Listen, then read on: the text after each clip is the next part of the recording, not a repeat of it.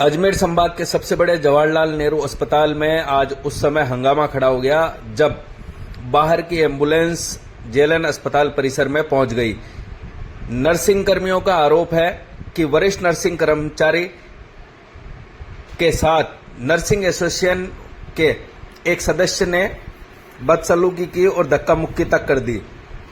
Nursing अधिकारी का यह कहना है कि एम्बुलेंस एसोसिएशन के पदाधिकारियों द्वारा यहां पर मनमानी की जाती है, दबंगाई की जाती है और बाहर के एम्बुलेंस वालों को यहां आने तक नहीं दिया जाता और ये अपनी मनमानी रेटें वसूलते हैं। आज इसको लेकर यहां हंगामा खड़ा हो गया और बाद में पुलिस को भी हस्तक्षेप करना पड़ा।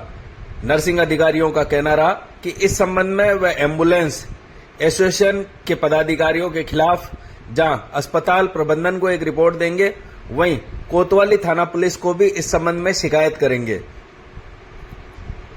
वरिष्ठ नर्सिंग अधिकारी परमेश्वर लाल रेगर का कहना रहा कि उसके रिश्तेदार को धौलपुर ले जाने के लिए उसने जब यहां के एम्बुलेंस वालों से बातचीत की तो उन्होंने 30,000 रुपए किराया बताया, लेकिन वहीं जब बाहर की एम्बुलेंस से बात की तो उसने लगभग आधी कीमत यानी 15,000 रुपए में ले जाने की बात तय की, जिस पर उसने एम्बुलेंस को यहां बुला लिया और जैसे ही एम्बुलेंस यहां पहुंची तो स्थानीय एसोसिएशन के पदाधिकारियों ने उनके साथ बदसलूकी कर दी और हाथापाई तक कर डाली। इतना ही नहीं, उन पर कमीशन तक का आरोप भी जड़ डाला।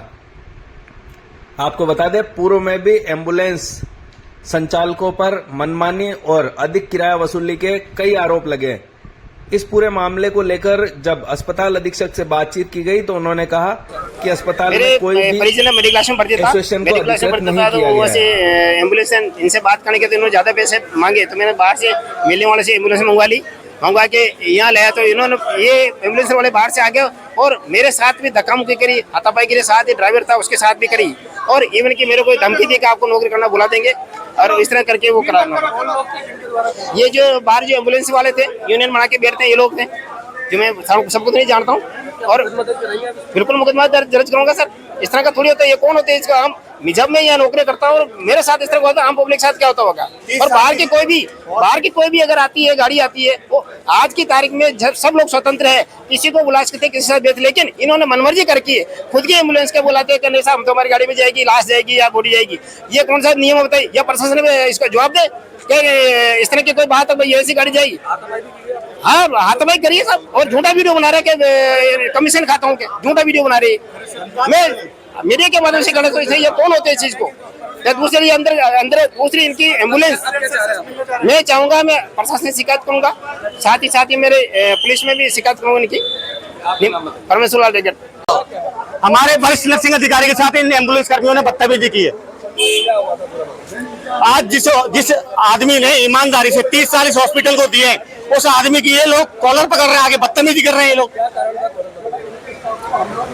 ये लोग एम्बुलेंस यूनियन बना रखी है, उसके नाम पे इन्होंने गाड़ियां फिक्स कर रखी हैं, वही गाड़ी जाएगी, दूसरी गाड़ी को जाने नहीं देते। अगर कोई बाहर से गाड़ी अगर बुला लेता है तो उस गाड़ी के साथ तोड़फोड़ कर देते हैं, उसके ड्राइवर चालक को मारपीट कर देते हैं। ये लोग इस गाड़ी अभी आपने कितने में मंगाई थी और अभी गाड़ी ये लोग 30,000 मांग रहे थे। हमारे रामनिवास नाम का एक नर्सिंग स्टाफ है जो जनाना चिकित्सालय राजकीय महिला चिकित्सालय में कार्यरत है, उसकी मदर की डेथ हो गई है। अब उनकी बॉडी घर भिजवा रहे हैं हम। अब उस एम्बुलेंस वाले को धमकाने आ गए ये लोग, यहाँ से नहीं जाने। ये एम्बुलेंस वाले अपने यूनियन का वो दिखा रहे हैं फालतू का। हम चाह रहे हैं कि हमारे जो नर्सिंग स्टाफ के साथ जो बदतमीजी हुई है, चिकित्सालय प्रशासन एम्बुलेंस वालों पे मुकदमा दर्ज करे, ठीक है। और जो यहाँ पे इन्होंने 3 टप्पट जो डाल रखे हैं, कुर्सी लगा के बैठे रहते हैं हमारे जो हॉस्पिटल के गेट पे। पहले तो इन्होंने केबिन बना रखी थी और अंदर गाड़ियां खड़ी कर रखते हैं, जबकि ये डॉक्टरों की गाड़ियां, नर्सिंग स्टाफ की गाड़ियां वहां पे खड़ी नहीं होने देते। तो मैं पूछना चाहता हूं, इनको क्या चिकित्सालय प्रशासन ने परमिशन दे रखी है? अगर चिकित्सालय प्रशासन ने परमिशन नहीं दे रखी है तो इनको तुरंत प्रभाव से यहाँ से खदेड़े और जो भी मरीज जिस एम्बुलेंस को भेजेगा वो स्वतंत्र है, ये उसको धमकाएंगे नहीं। तो आपके स्टाफ की बात है, उसके अलावा भी आम आदमी के साथ भी बदतमीजी करते हैं। अभी हमारे 30 मार्च की बात है, वरिष्ठ नर्सिंग अधिकारी सुमीला वाला दास सिस्टर है, उनकी बड़ी बहन की डेथ हुई थी।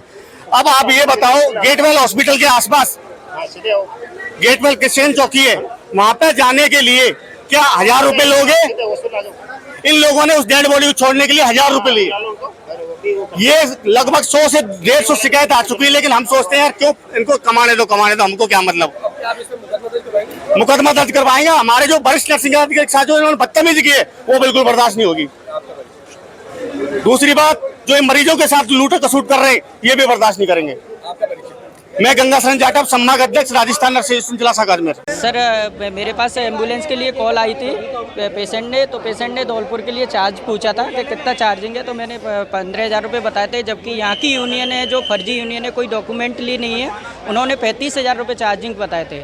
ठीक है, तो पार्टी ने 15,000 में अपनी गाड़ी बुला ली, तो गाड़ी आने के बाद पार्टी ने बदतमीजी की है, पार्टी के साथ भी करी है और एम्बुलेंस ड्राइवर और स्टाफ के साथ बदतमीजी करी है, हाथापाई करने पर वो गए थे गाड़ी। कितने रुपए बताए थे? उन्होंने 35,000 चार्जिंग धौलपुर ले जाने के लिए। आप लोगों से बात हुई, आपने कितने बताया? अब हमसे बात हुई तो हमने 15,000 रुपये चार्जिंग बताया, यहाँ से 400 किलोमीटर समथिंग। पैसे उन्होंने 30,000 बताया और आपने 15,000 रुपये बताया। सर जो चार्जिंग बनता है वो यही बनता है, विदाउट स्टाफ जो पेशेंट है नॉर्मली जो चार्जिंग बनता है वो यही बनता है। इस तरीके से 15,000 रुपये ये लोग चक्कर के ऊपर लेते हैं। ये बहुत ज़्यादा इनकी नाजायज़ वो चल रही है, दादागिरी है, जो बस बाहर की कोई गाड़ी नहीं आने देते हैं, इनकी वो चल रही है, राठौरी है, सब कुछ उनके जो मन माए जो चार्जिंग लेते हैं पार्टियों से जो इच्छा होती है वो मारपीट होती है। कई बार ड्राइवरों के साथ हाथापाई होती है। अभी सुबह ही ये ड्राइवर आया था तो उसके साथ भी ऐसे ही स्टाफ की पार्टी, वो भी उसके साथ भी ये ड्राइवर आया था, इसके साथ भी हाथापाई हुई थी। पूर्व में भी आपके चालकों ने थाने में घुस के अपनी पहले भी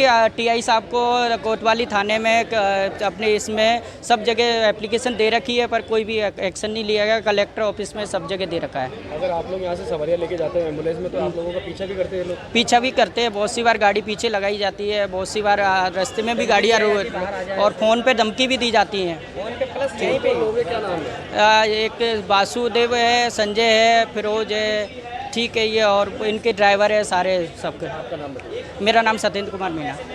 मैं आपको ये बता दूं, अस्पताल प्रशासन का इससे कोई लेना देना नहीं है। कहीं की भी एम्बुलेंस अस्पताल में आ सकती है। कोई बात देता नहीं है कि इस एसोसिएशन की एम्बुलेंस आएगी, इसकी आएगी।